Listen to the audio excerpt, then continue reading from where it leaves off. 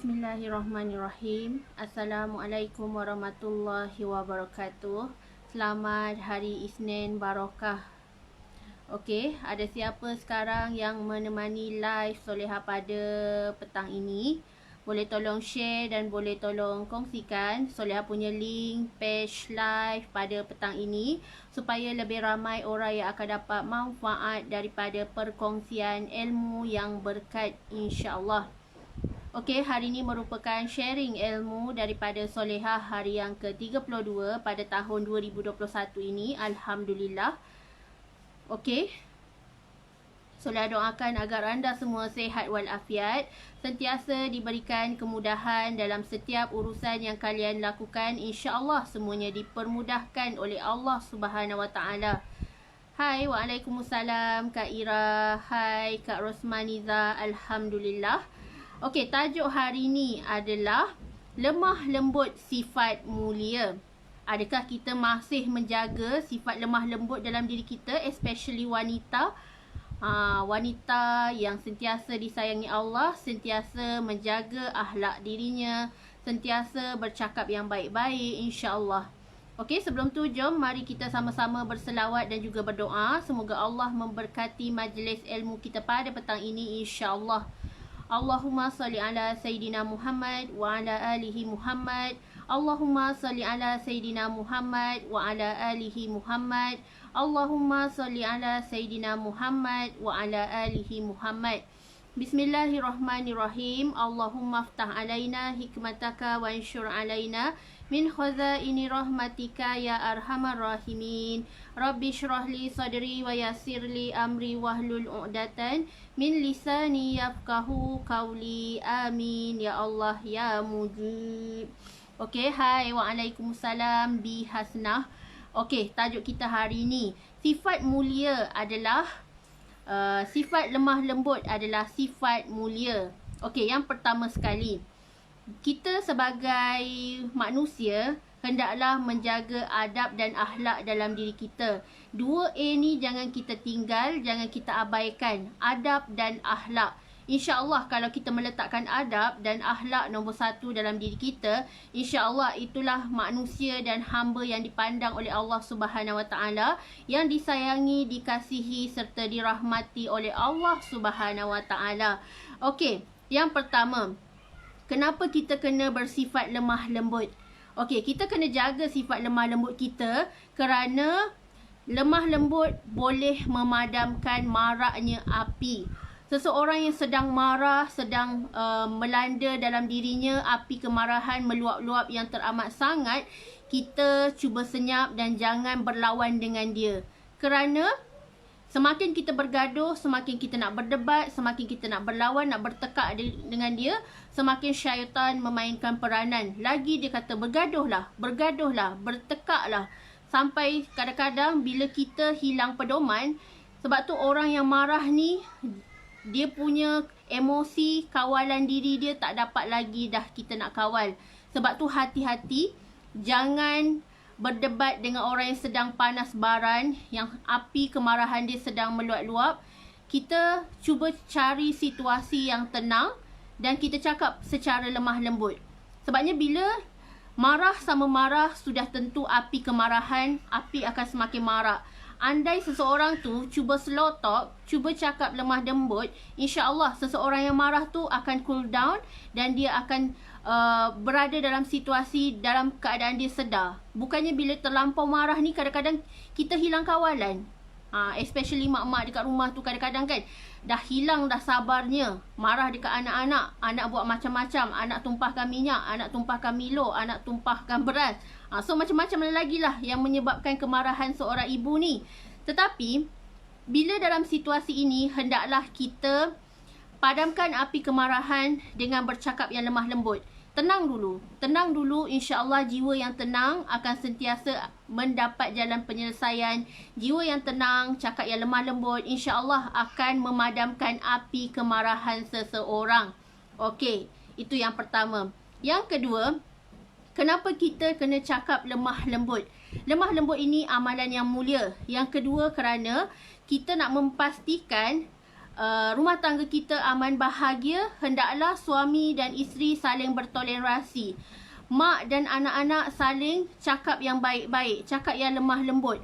Anak-anak jangan biasakan mereka cakap main lepas, cakap perkataan lucah, cakap perkataan kesat.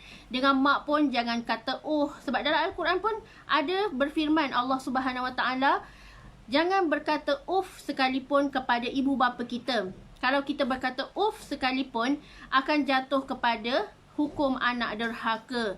So, kita tak naklah jadi anak derhaka. Dan isteri pun, janganlah sampai meninggikan suara dekat suami. Jadilah isteri terbaik, cakap yang lemah lembut. Kalau tengok suami sedang panas baran, cool downkan dia, cakap yang lemah lembut. Dan sebaiknya bila keadaan semakin serius, hendaklah kita diam. Diam dan bertenang sebentar. Kerana orang yang tenang ni, orang yang diam ni, insya-Allah ada jalan penyelesaiannya.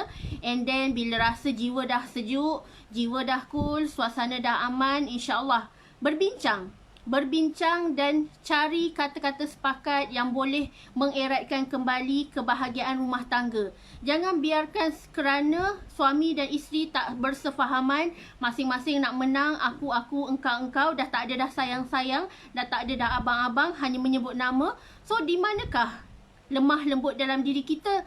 Sebelum kahwin bukan main kita berkasih sayang. Tetapi bila dah nikah, lain pula jadinya. Sebab tu Islam selalu menganjurkan diri kita supaya sentiasa bercakap yang lemah lembut. Supaya sentiasa menjaga mulut kita. Lidah kita ni kadang-kadang lebih tajam daripada mata bilah pedang yang sedang diasah. Tetapi kalau kata-kata kita ni boleh merobek hati yang sedang mendengar, tak kisahlah kalau kita tulis sesuatu type di media sosial yang menyakitkan hati orang. Sekarang zaman-zaman fitnah, zaman cyberbully. So dekat sini, di manakah lemah lembut dalam diri kita? Sebab tu Islam ajar. Sebab tu saya nak kongsikan, ada satu peristiwa di mana Saidina Ali sedang masuk dalam peperangan. Tiba-tiba pihak musuh, pihak lawan meludah kepada baginda. Lalu pada waktu itu, sahabat tanya, kenapa engkau tak teruskan bunuh dia, Saidina Ali? Saidina Ali kata, aku tak nak bunuh dia sebab aku takutkan aku bunuh dia kerana marah. So, aku berhenti untuk membunuh dirinya kerana marah ni adalah daripada syaitan. Aku tak nak bunuh dia kerana aku marah. Tetapi aku nak bunuh pihak musuh kerana Allah Ta'ala. Nampak tak? Nampak tak bagaimana akhlak dalam diri sahabat baginda Rasulullah SAW ketika dalam peperangan pun beliau sangat mengutamakan akhlak dan adab. Sebabnya, bila kita sedang marah, bila kita tak dapat kawal emosi kita, syaitan sedang merasuk-rasuk diri kita untuk buat sesuatu yang di luar kawalan. Kadang-kadang bila benda tu dah terjadi, barulah kita akan menyesal. So dah menyesal dah tak ada gunanya. So kita contohi daripada kisah Saidina Ali ni, ketika waktu dalam peperangan, walaupun musuh meludah, musuh membaling batu sekalipun, bila mana kita cakap yang lemah lembut, kita reda kepada keadaan yang tenang, insya-Allah segala keputusan akan berpihak kepada orang yang menang. Sebab tu orang yang menang, jiwanya akan tenang, insya-Allah. Okey, yang ketiga, kenapa kita kena amalkan dan jaga sifat lemah lembut dalam diri kita? Kerana Islam menganjurkan supaya kita ni bermusyawarah, berbincang dalam satu-satu masalah yang melanda antara dua pihak. Takkanlah kita nak berlarutan antara masalah tu sehingga berdendam lama-lama, sehingga tiada perselisihan faham, sehingga rasa hati tu sakit. Lalu, bila kita sedang keadaan marah, Rasulullah SAW menganjurkan kita supaya berta'awuz. A'udzubillahi minasyaitanirrajim. Sebabnya, api kemarahan ni akan dimarakkan lagi dengan hasutan syaitan laknatullah. Sebab tu bila kita semakin marah, kita tak jumpa solusi. Kita tak jumpa penyelesaian. Tetapi kita bertambah buntu, kita bertambah stres, lalu kita membuat keputusan yang salah. Nak ke kita buat keputusan yang salah, lalu menyebabkan kehidupan orang lain terkorban, kehidupan orang lain teraniayai. So, Islam ni indah. Islam ni sangat-sangat menitik beratkan untuk kita menjaga akhlak dalam diri kita. Jagalah akhlak dalam diri kita, cakap yang lemah lembut, type lah benda-benda kebaikan, kerana kita tak nak sakitkan hati banyak pihak. Sebolehnya wujudkan suasana yang aman damai, saling bersilaturahim, saling berbincang, saling bermusyawarah, kerana Islam sangat mementingkan musyawarah, perbincangan, insya-Allah. Okey, yang keempat, kenapa kita kena cakap yang lemah lembut? Especially dekat rumah, kita sebagai ibu. Ibu selalunya menjadi role model kepada anak-anak dia. Cuba bayangkan kalau seorang ibu cakap yang bukan-bukan, cakap main lepas je, cakap yang tak enak kita nak dengar, lalu anak-anak dia dengar, cukuplah dia dengar sekali, dia akan ulang perkataan yang sama dengan adik-beradik dia pula. Sebab tu, ibu-ibu pastikan dekat rumah cakap perkataan yang sopan santun, cakap dengan lemah lembut. Kalau ibu isteri meninggikan suara dekat suami, kan dah anak dah hilang respect, anak pun terkejut dengar, apa Umi ni cakap kasar, cakap kuat dengan ayah. So dekat sini, kita sebagai contoh kepada anak-anak kita. Kita sebagai role model kepada anak kita. Jangan kita cakap sesuatu yang tak sedap didengar, sesuatu yang negatif, sesuatu yang lucah, sesuatu yang kesat. Sebab Islam ni sentiasa mementingkan diri kita untuk menjaga akhlak, untuk menjaga adab dalam diri kita, supaya kita ni sentiasa menjadi qudwatun hasanah, contoh terbaik buat manusia lain dekat luar sana, insya-Allah. So kalau anda sentiasa menjaga kata-kata, sentiasa menjaga percakapan, pertuturan, insya-Allah makin lama Allah akan sayang dekat kita dan keluarga kita pun akan bahagia. Anak-anak kita sentiasa mendengar kata, tak ada lagi dah anak yang agresif, anak yang melawan cakap, tetapi kerana ibu bapa bercakap yang elok-elok, berakhlak mulia, insya-Allah anak pun akan jadi akhlak yang mulia. Okey, yang kelima. Kenapa kita kena bercakap yang lemah lembut? Kerana Rasulullah sallallahu alaihi wasallam adalah contoh teladan. Rasulullah adalah contoh kepada kita semua umat Nabi Muhammad. Di mana Rasulullah tak pernah marah, Rasulullah tak pernah meninggikan suara kepada isteri-isterinya, Rasulullah tak pernah bercakap kasar dengan musuh-musuhnya, tetapi Rasulullah lagi mendoakan orang kafir dekat luar sana supaya mendapat hidayah Allah. Rasulullah tak pernah berlawan kata-kata dengan musuh dekat luar sana. Waktu peperangan, walaupun musuh, pihak kafir Quraisy membaling batu kepada Rasulullah sehingga luka, tetapi Rasulullah tak balas. Rasulullah kata, inilah ujian dalam berdakwah. Sesungguhnya, ujian dalam berdakwah ni sentiasa ada kepada orang yang beriman. So, inilah nak menunjukkan sama ada kita beriman.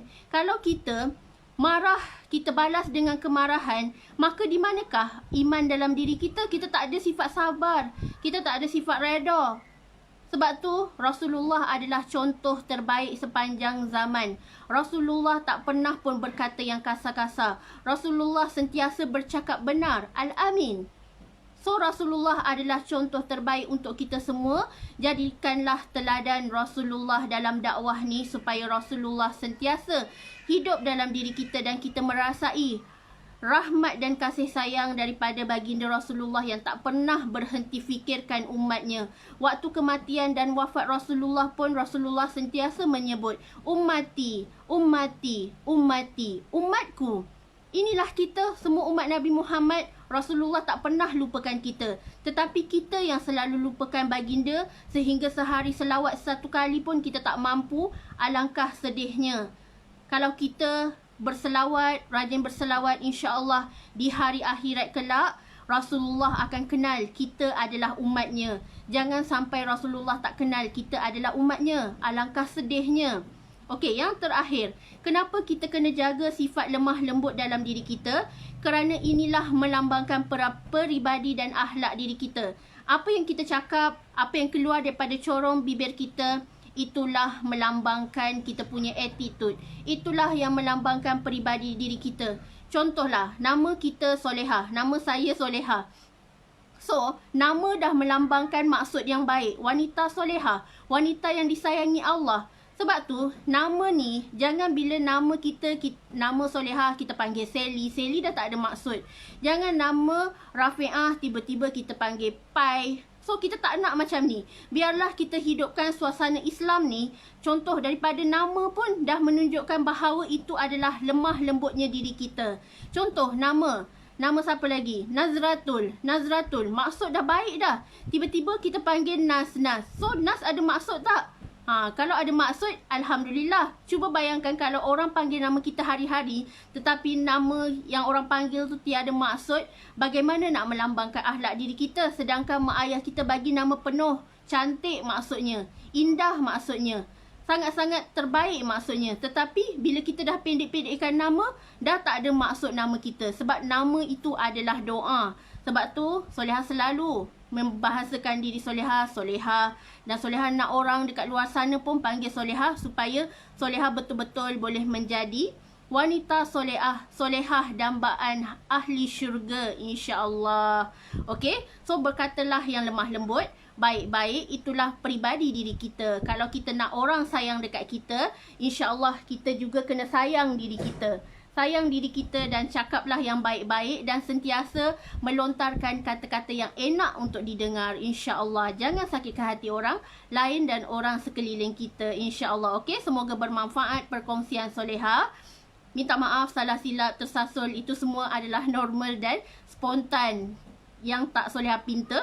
Okey, macam biasa, terima kasih atas segalanya. Solehah doakan agar anda semua kaya berjaya dunia akhirat dan sentiasa dalam rahmat dan kasih sayang Allah Subhanahu Wa Taala. Okey, wabillahi taufiq wa hidayah. Wassalamualaikum warahmatullahi wabarakatuh.